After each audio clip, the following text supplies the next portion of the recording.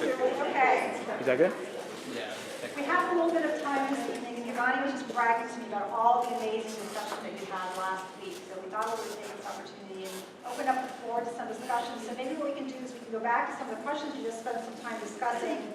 And let's look at questions for discussion number one. And is God's punishment of Cain merciful? Why or why not? And we took the tough love approach. Was that the appropriate approach, or should we have been a little bit more lenient? Do we have any thoughts here that we'd like to share and perhaps debate?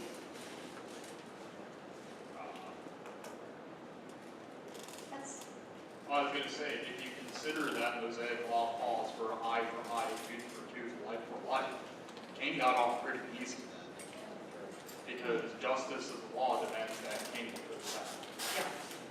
Yeah. He was offered to death, and he murdered his brother, and that's pretty, very, very serious. So it may appear to be wrathful, but it was merciful. Good point. Anyone else?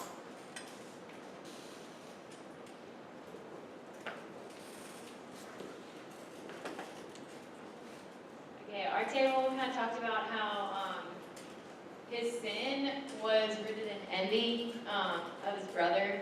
So by his punishment, God was being really merciful in that he was taking him away from his temptation to sin by like telling him to want, like having him wander the world. It's an interesting perspective. Yeah, absolutely. Yeah, I'm doing a Bible study right now on it's embracing the engaging in the struggles of your heart, and what we speak about are the negative emotions. We speak about anger, shame, envy, loneliness, fear, and God gave us these emotions for a purpose, and there's a language to them so that you recognize them and that you're able to manage them and have a productive result out of it. So, for example, we were given anger so that we take action. You see somebody get bugged, you get this emotion and you take action to an injustice. Envy, interestingly, of all the negative emotions, there is absolutely nothing positive about envy. It is a really, really ugly emotion because there is just nothing that you can reap from that. It just leads you down the spiral. And envy was Cain's sin that led to the murder of his brother. So, very good point. Anybody else? Yes. I just think he was really merciful because not only did he let him live, but he let him have sons and carry on 7 generations of evil, but 7 generations. So I feel like that was pretty merciful to allow him to do that. So he should have been tougher, maybe. Yeah. Look what happened as a result of that. So what you guys saying is that you guys were a little bit tougher. Yeah. Tough I'm so glad you're not God. Right? I mean, seriously. I'm so glad you're not him because, and that's the amazing part is that all of our intuition goes like, he got off easy. Man, there should be more to that. But yet here is God himself saying, that's not the way I operate. I operate mercifully. And I like that concept of like, he sort of just tells him, look, your offering, that just didn't work out. Just go and do something and come back and do better next time. And he could have just Cain could have just leave it there. Could have said, you know what? My bad. I'm sorry. I'll try better next time. That would have been so much easier. Such an easier approach. Instead, it reminded me of a lot of times of how I react to conflict. It begins to brew inside of me. And then I allow it to work my mind further. More questions. And then not only does it brew mentally, then sometimes it brews physically through my body. And the next time somebody meets me, I cross them, all of a sudden I'm reacting, and they don't even understand that it wasn't their fault to begin with. And I'm passing it out and being contagious with that negativity. I just thought it was an interesting reaction, just to notice that and how detailed it was. It's like, hey buddy, just do better next time. He just gets so angry that he leads to that major to murder. And the reaction of God, so merciful. I still love you, man. We'll work it out. I want to take you away from your temptation. I like that perspective. I really like that perspective. I was thinking that it also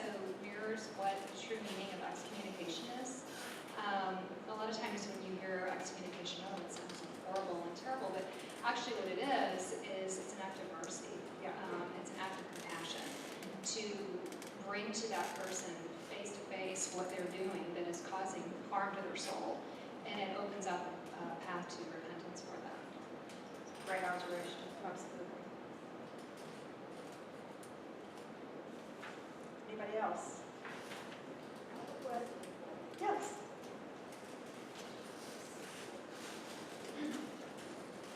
You guys have been at this for a lot longer than I have. And so I keep thinking, how much more and how often is God going to have to be patient and merciful before we get the message, right? Because I appreciate, John, how nice you feel that things ought to be, but we keep badgering each other. Humans are cruel. We can. And so, Keep repeating the same mistakes over and over again. absolutely. If I read the paper today, I'm going to find an Abel and a Cain. So what can we do as we're learning about these things to try and make sense to some of this evil? Well, I mean, let's open that up to the floor. So what would we like to respond? All right. Well, actually, your question kind of tied into something that I was thinking about the whole process. And the way that the account is in Genesis, you get this, I mean, it's almost one of those moments like in a movie where all of a sudden, like, everything disappears and it's two characters talking to each other. And there's no background noise and there's no setting. It's just kind of blank. But then if we put ourselves in Cain's position, how many times have we been confronted ourselves with an opportunity to just be like, oh, you know what? I totally messed up. I'll definitely go back and try it again. Cain was not in the Garden of Eden. And I think we kind of tend to forget that. He was born into a world that had already fallen. And he was surrounded by his parents who were kicked out of the Garden of Eden. And he also had his brother. So as a firstborn, he's told that he doesn't measure up through, selfish things that he did, but he's told that he doesn't measure up. He has to go back and do something else. And that puts him into a position of vulnerability that his younger brother is going to taunt him because he's not good enough and he has to go do it again. He is in the position of his parents being ashamed of him as the firstborn and saying, hey, you totally let us down. You're the firstborn, you're the one who's supposed to carry on the family name, you're the one who's supposed to be the great carrying honor of our name, and you totally failed us.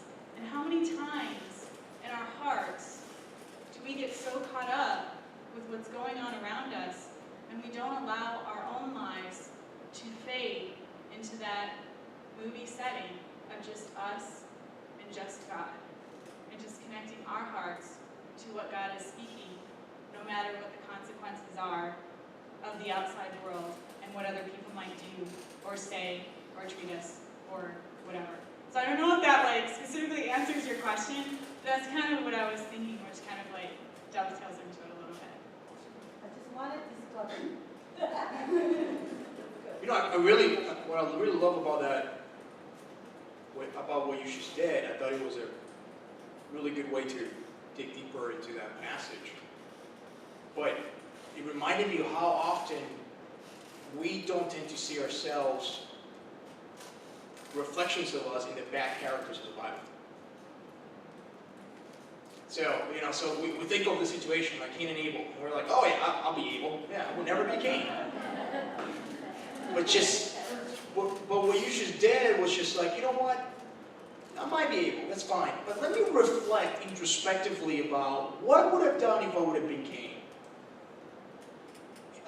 That's such a powerful exercise when you're studying and you're trying to experience the Bible. Because then we see the reflection between Jesus and the Pharisees, right? And everybody there, no, I would never be a Pharisee. I would never be a Pharisee. But then we see aspects of our life that reflect that. So I like what you just shared, and I also like the exercise that you just demonstrated over here. Nathan, you had a... kind of more of a direct response to the question you had of, how many times will God be merciful and be patient with us? It reminded me of when Jesus was proclaiming the kingdom, and this parable of the kingdom of heaven is like a field where the chaff and the wheat will grow together. And I think there will come a time when the chaff is burned up, but in between, we still have the wheat and the chaff growing together, and it can be kind of a scary thing because it's like trying to introspectively say, hey, am I wheat or am I chaff? A lot of examination of conscience to go there, but that's kind of what I thought in response to what you said. Yeah, when she asked that question, it kind of took me back to a homily I once heard where he quoted Thomas Jefferson, so I looked it up so I didn't misquote it. But it says, "Indeed, I tremble for my country when I reflect that God is just and that his justice cannot sleep forever." And he kind of just talked that, the priest from the homily, just talked about how we will be judged one day, and that day is going to come. So we need to live like we're going to be judged. Our judgment might not be right now, but it's going to come. And we're going to have to face that judgment. But as Thomas Jefferson said, God is just, and what's going to happen is going to be out of justice, but we have to remember that he's also merciful, and that we pray for his mercy. To kind of go back to your question, something I've noticed, like when someone, I know we tend to get boggled down and we get busy and things slip our minds and stuff like that. And so I've noticed for me, when I get really, really busy and I'm not very conscious, I won't be as conscious to be oh, am I being nice to everyone that I should be to? Am I being very conscientious to everyone that's in my life and to others? But then I'll come across these moments where I'll get negativity thrown in my face from someone or something. And then it's kind of like a reality check for me because I'm oh, and then it'll kind of slap me back in the face to being, well, how am I treating others? Because that really didn't really feel very nice. So am I actively treating people like that? So kind of like a evaluation of conscience. It kind of helps out. And then based on kind of what you were saying about the movie scene and then what we're saying about judgment and things like that, I really think that it has to do, the whole concept is kind of the ability to take criticism and just the ability to look deeper into yourself and search yourself and kind of judge your own self and be okay with change and knowing that you're not perfect. No one is, only God and Jesus. And really, just accepting that and knowing it's okay if God especially tells us something we're not doing 100% and he knows we can do better. He knew Cain could have done whatever he did, not to the extent of 100%, and that's why he brought it up. So Cain, in looking at his own heart and ability and things like that, could have been you're right, I half-assed that or something like that. And he could have examined his own conscience and self and changed and said sorry and then moved on from there, versus what he did is how we sometimes respond, which is, blaming, then envy, and then anger and murder and everything else. Whereas why don't we just look at ourselves and examine our own selves, take criticism, and know, especially if it's coming from God, which we get those vibes in our own heart and mind daily, that is for our own good, and it's only him that's perfect, so we can be a little easier on ourselves and know it's okay to take those kind of things and change from them. Because that's what he wants us to do, and that's why he does it anyways. Quick follow-up? No. I wanted to piggyback on that comment. It reminded me of the shark. And it reminded me of probably when Cain gave his offering, he was probably maybe here or maybe here, somewhere around here. And then the way he reacted to it, he began to separate himself willfully, rebellion, and begin to create more distance between him and God's wife. That what you just talked about really reminded me of the spectrum, which is he probably was somewhere around here. He wasn't doing it God's way, and that's what God was like, I can't accept this. But then he stepped away even further in the spectrum by the way he reacted to it. The way he shows willfully, right? Going back to the idea of willfully choosing. And somebody asked that question last week, why doesn't, if God knows everything's going to happen, why does he still allow it? Because it's, he loves us that much, it's free will. And to the point made earlier, where was his role model? I mean, his parents certainly didn't set the example. He repeatedly saying God gave him chances, 3 chances to admit that he screwed up and he made a mistake, to be merciful, and he still went back down this timeline instead. So a lot to be said about pride, the sin of pride, and about the need for self-awareness and self-reflection, a lot of lessons to be learned there throughout all of this. Yes? So, just to your point, and this is something that the Lord put on me in prayer. It was one of those times where I felt like, especially when you go to the burnt offering, something specific, and you read the Old Testament, you're like, what do I have to offer up? And especially when you pray something like this, he answered in 2 seconds. So I'm praying, saying like, oh, God, I feel like I should be offering something more. And boom, he said time. And so I'm in fitness, and I know there are like 168 hours in a week. So somebody tried to use an excuse for, I don't have enough time, I just pulled out of the water. So there's 168 hours in a week. So 10% of that would be 17 hours, 2.5 hours a day. So if you just position to say, hey, like last week of every month, if you just want something practical to take away from it, it's just if you tithe time in and just give it something easy that everyone can give, it's life-changing. And then don't worry about so much, what am I going to study, how I'm going to pray, just he'll give it to you, and just, it's amazing. Kind of just like go on that a little bit. Everyone, like I said, there's however many hours a week. You do have the time, it's just not a priority. It's just like whoever wants to do this task first, or you gotta make this, I need to do this today. Just something. It's so funny when you look at the time, it's like, there's 100, when you look at, TV, or I'm going to cut TV down, and you're like, oh my gosh, I'm down to 2 hours, but you can't give, God an extra 15 minutes. So there's a lot.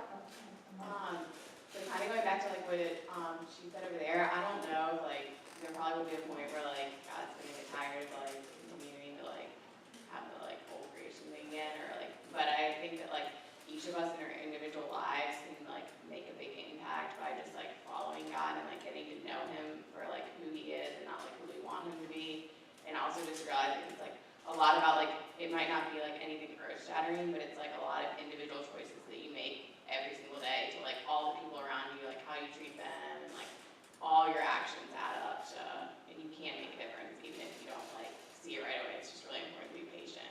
So, Absolutely. And that's the focus instead of as opposed to wondering when God's gonna become unjust, because he's all merciful, and so we just have to trust that for now. About living authentic life, and it's the small things with great love that make a big difference.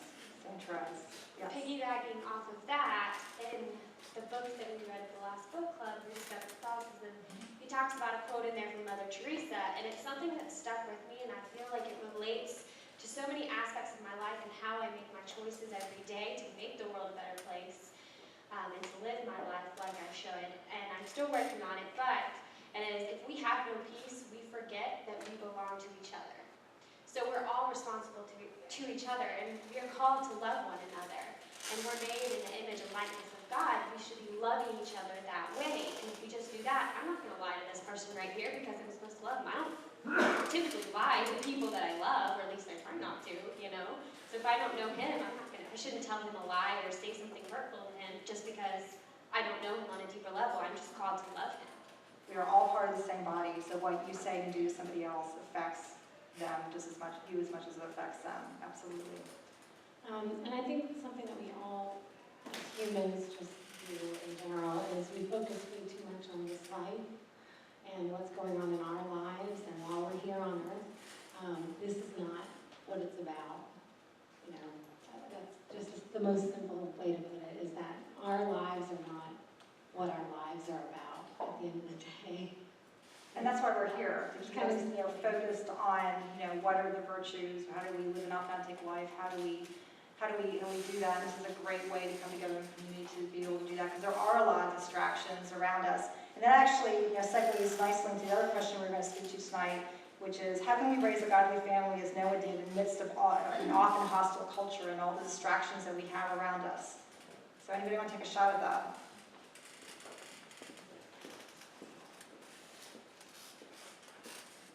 I think the focus always, and I think the way that my mom always puts it, she tells me all the time, I'm only temporary, I'm only your temporary parent. And I look at it this way, and I always tell her, well, why are you telling me that, Mom? Why? And she's like, God gave you as a gift to me only here in this world.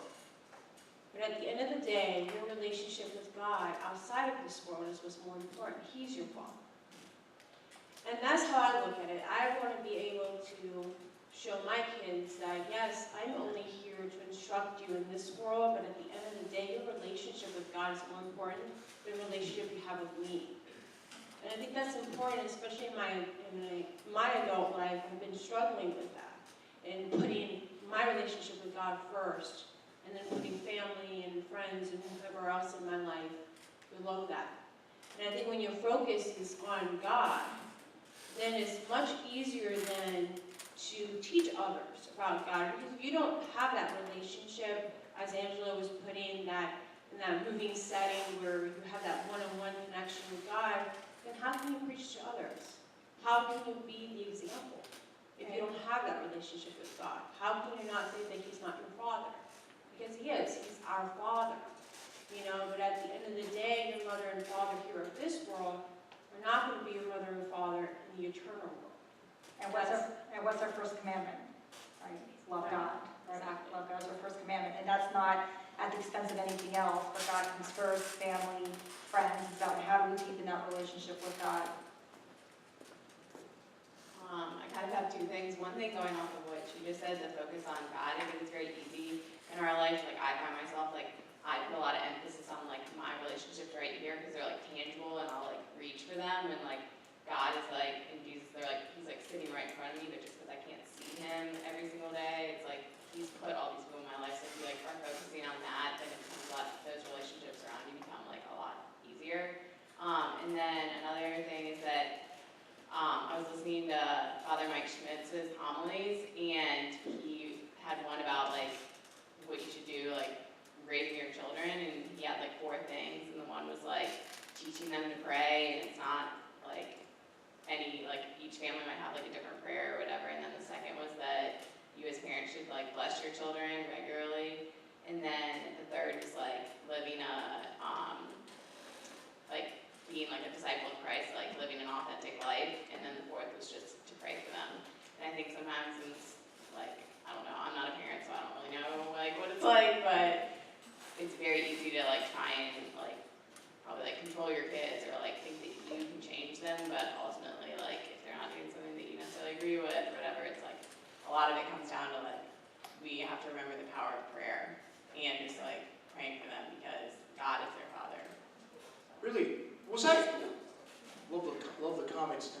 Chantel, one of the things that I struggle with, and I was able to sympathize with what you were saying, at some point I remember making a shift. Instead of trying to rank them from 1 to 2 and 3 and 4, I went away with all the numbers, and I said, no. The calling is to put God in the center. And just like the song with a bunch of rays, right? All those rays could include your family, your work, your relationships, your friendship. And if it's at the center, then it eliminates that struggle for ranking, that very human desire to be what goes first, what goes second, what goes third. Just get rid of the numbers. Put God in the center. He radiates everything. There's plenty of life for everybody, every aspect of your life. Now, was I the only one that was completely taken back by this whole concept of lineage? I was taken back by the concept of, wait, am I of the lineage of Shem, or am I of the lineage of... So the good news is that after Christ, we're all saved, right? So I'm glad we're AD, right? Not BC. But it seems, still, it's this whole concept of lineage going on there that I was wrestling with as I was reading the passages. And then the other second part that I was wrestling with is, actually, I found this to be just beautiful, just the mathematical parallelism taking place in both lineage. You know, this whole idea of 10 generations. 10 generations here, 10 generations here. The first son does this here, the first son does this here. 7 days. You know, it's just, and then what I found beautiful about that is like, how then, that's all in Genesis, but then it really ties into all these other books that were written years later by other authors and, you know, to different audiences. And it goes back to that complete amazement that I always have about, like, when you really understand how the Bible, the compilation of books came together, how does that take place? It's still, so was I the only one having the struggle with the whole lineage factor and the whole beauty of the mathematical correlations taking place? Actually, I was thinking like, all about this predestined. Does God predestine these families, you know? I find it hard to believe that in Cain's family there wasn't one good person, you know? But maybe there was, because, I mean, we always go back to there's always free choice, free will. And so predestined, I never really understood to be true, but that's kind of what I was thinking too on that. I was struggling with that. I mean, you're going to tell me one person on the Cain's family and say, whoa, something could be wrong here. Maybe they're right, maybe I'm wrong. But then it goes back to, again, today, you know, where we live here and over in the other world, and where all the problems are right now, Syria and all that, you know. We look over there and we're like, whoa, look at what's going on over there. I mean, maybe there is something with that today. And I was also taken back by that line that says, and then the righteous man began to marry the other lineage, and they sort of screw themselves up. And I was like, whoa, like, what's up with that? Like, how do I know? Like, I was just left like, what's going on? But I guess we can kind of relate that to the other questions, really, in terms of the predestination and, you know, marriage through the lineages and all that stuff. It really has to do with, I think, number 3, what we learned from Noah about the virtue of obedience and how, you know, it really is such a virtue, and that's like really monumental that in the midst of all those people, he was able to obey what he knew was right. And, you know, those morals started with his ancestors that he continued to follow. Then that was obedience, then that was virtue, and then through that, that was actually preparation for him to be open and ready for God's plan as God provided that plan, and it fell right into the ark and all that. As he was obeying and being virtuous, that was preparing himself for that plan.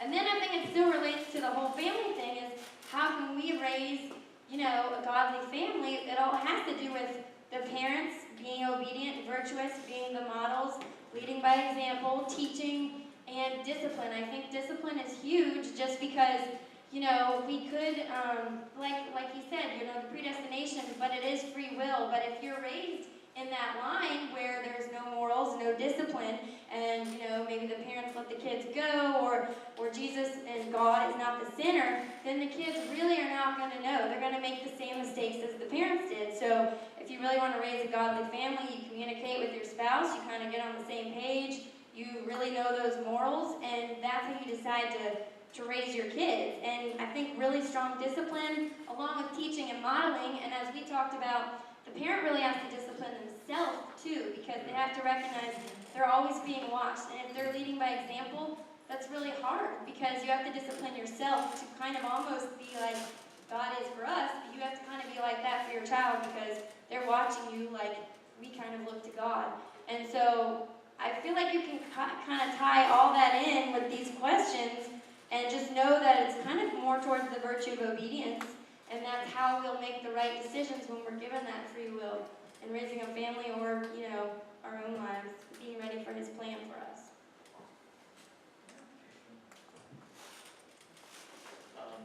Kind of a response to what Giovanni was saying about wondering what line you're in. What kind of came to mind at that point was being maybe a little less concerned with physically, you know, who your ancestor might be, and realize that Abraham is our father in faith. You know, I think it says in Hebrews about it's not that he's so much our physical father as he is the father of faith. And so Noah, the line of Noah isn't so much the physical line of Noah. I think that's maybe important for us today, but it's more of what his lineage, his legacy of obedience and his legacy of that. So I think in a sense, when God has called you, he's called you to be, maybe a son of Noah, in a sense, or co-heirs with Christ, sons of God, so. I was thinking I kind of related the 10 generations of Cain kind of to pop culture. I mean, if you think back to our grandparents, what was on TV then, you really couldn't see that much. I mean, you were covered up and that kind of thing, to where it progressed, in the 70s, and then where it was in the 80s and 90s. I feel like it's like every generation just keeps on getting worse and worse, really. I mean, like what's on TV now was never really allowed back in the day. So, I mean, how many generations is this really going to last, I don't know. Well, I think to go with what you were saying about lineage, one of the things I love about the description of Christ's death is that when he died, the temple curtain was torn from top to bottom and the walls crumbled. If you think about what was in the temple and what was there, on the temple walls they used to record the lineage of every person that was in that area there. And it had all of their families and all their ancestors, and it used to be that either you were Jew, which, you're going to Eber, you're going to Shem, you're going right back to the good lineage. You were the good lineage, or you were Gentiles, like good or bad, you had one choice. And it was based on who was your parent. And so then, at Christ's death, that all crumbled, that all went away. It didn't matter who your parents were, it didn't matter what line you were. It was about you now having a personal relationship with God, and so you get to wash that all away and start with you.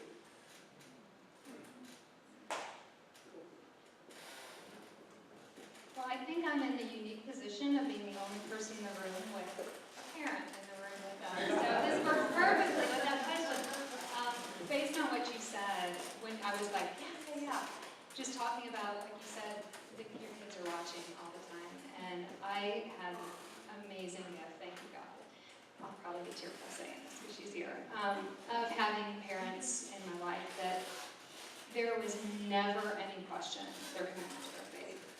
Always. I'm getting tearful anyway, but I grew up with, there was never an excuse to not go to church. Yeah, you had the flu, but, Mom, I don't want to go. Oh, I know, but go anyway.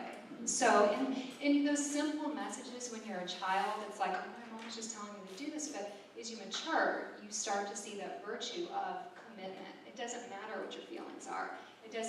Feelings don't matter, it's about commitment. And it's commitment of my parents' marriage, their commitment to their faith. Love you, Mom. So it matters. They're watching. They're watching. All right, so amazing discussion, a lot of really, really great points. I think we're ready to wrap up, so we're going to close in prayer. And the Father and the Son and the Holy Spirit. Oh. Before we do that, sorry, a couple announcements. Senor, you have an announcement? Oh. Check. Deepak.